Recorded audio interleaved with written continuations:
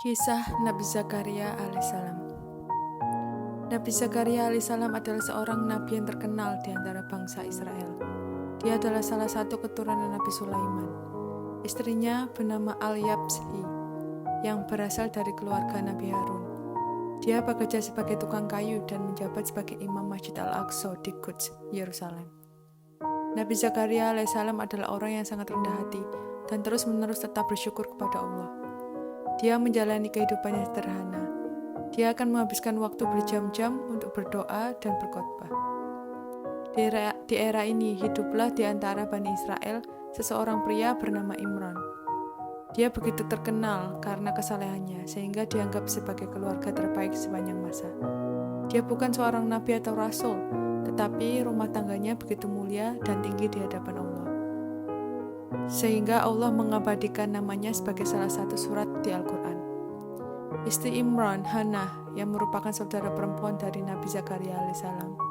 Dia baru melahirkan seorang putri bernama Maryam, dan dia berjanji untuk mendedikasikan Maryam sebagai orang yang taat kepada Allah. Tak lama setelah kelahiran Maryam, ayahnya Imran meninggal dunia. Lalu Hannah menyerahkan perwalian atas Maryam kepada Nabi Zakaria dan istrinya. Maryam tumbuh sebagai wanita yang soleha. Dia selalu memiliki sopan santun dan hidupnya hanya dipenuhi ibadah kepada Allah. Selain itu, dia akan menjauhi dari orang-orang lain dalam pengasingan di ruang doanya. Nabi Zakaria secara rutin memeriksa keadaannya. Nabi selalu menemukan berbagai macam makanan di dalam mimbar Maryam. Nabi bertanya-tanya bagaimana mungkin mimbar Maryam selalu tersedia makanan, padahal dia tidak membawakan apapun.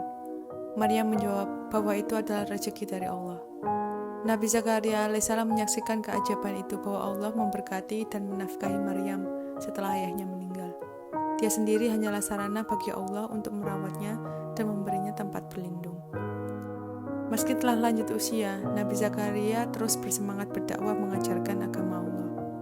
Namun dia selalu khawatir siapa yang akan menjadi penerusnya. Nabi selalu menginginkan seorang anak yang dapat meneruskan warisan kenabiannya. Namun, beliau telah berusia 90 tahun, begitu pula istrinya. Beliau tak pernah berhenti berdoa dengan penuh keyakinan kepada Allah. Ya Tuhanku, berilah aku dari sisimu seorang pewaris yang akan mewarisi aku dan mewarisi pula keturunan Yakub. Akhirnya, Allah Subhanahu wa Ta'ala mengabulkan doa-doanya. Suatu hari, ketika Nabi Zakaria sedang berdoa, para malaikat datang kepadanya. "Wahai Zakaria," kata para malaikat, "kami di sini untuk menyampaikan kabar gembira tentang anakmu. Allah sendiri yang menamainya, Yahya, dan nama ini belum pernah ada dalam sejarah." Namun ketika Nabi mendengar hal ini, dia menjadi bingung. Bagaimana mungkin aku yang sudah tua bisa memiliki seorang anak, sementara istriku mandul? Malaikat berkata, "Begitulah Allah, dia melakukan apa yang dia kehendaki." Nabi Zakaria alaihissalam terus bermunajat kepada Allah sebagai rasa syukur atas nikmat yang luar biasa. Setelah beberapa bulan, istrinya melahirkan seorang anak laki-laki dan memberi nama Yahya, yang nantinya juga akan menjadi seorang nabi. Bertahun-tahun berlalu, banyak hal terjadi di kehidupan Nabi Zakaria alaihissalam. Sampai suatu hari dia harus menerima kenyataan bahwa anaknya, Nabi Yahya, dibunuh oleh Raja Herodus, yang kini juga mengincarnya. Raja segera memerintahkan orang kepercayaannya pergi bersama pasukan tentara untuk menangkap Nabi Zakaria alaihissalam.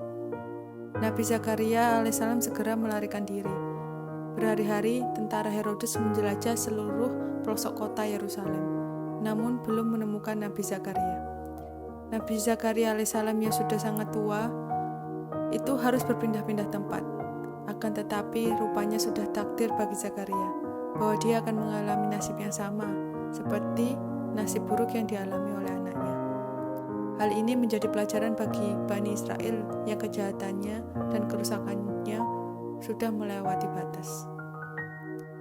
Sampai suatu hari, tempat persembunyian Nabi Zakaria alaihissalam diketahui oleh mata-mata raja. Nabi Zakaria alaihissalam sedang bersembunyi di sebuah kebun di pinggiran kota Yerusalem. Ratusan tentara bersenjata lengkap segera dikerahkan untuk mengepung kebun itu. Zakaria yang ada di tengah kebun itu tidak dapat meloloskan diri. Pada saat itulah terjadi mukjizat. Sebuah pohon yang besar batangnya membelah diri. Kemudian Nabi masuk ke dalamnya. Setelah Nabi Zakaria berada di dalam batang pohon itu kembali merapatkan diri. Prajurit Raja Herodus yang mencari Zakaria kehilangan jejak. Iblis yang melihat persembunyian Nabi Zakaria menarik sebagian baju Nabi agar terlihat oleh prajurit raja bahwa dia sedang berada bersembunyi di sana. Komandan tentara itu menebang batang pohon tersebut. Saat pohon itu tumbang, Nabi Zakaria tidak ada di dalamnya. Sejak saat itulah Nabi Zakaria tidak pernah terlihat lagi. Semua orang mengira bahwa Nabi Zakaria sudah meninggal saat batang pohon itu dipotong.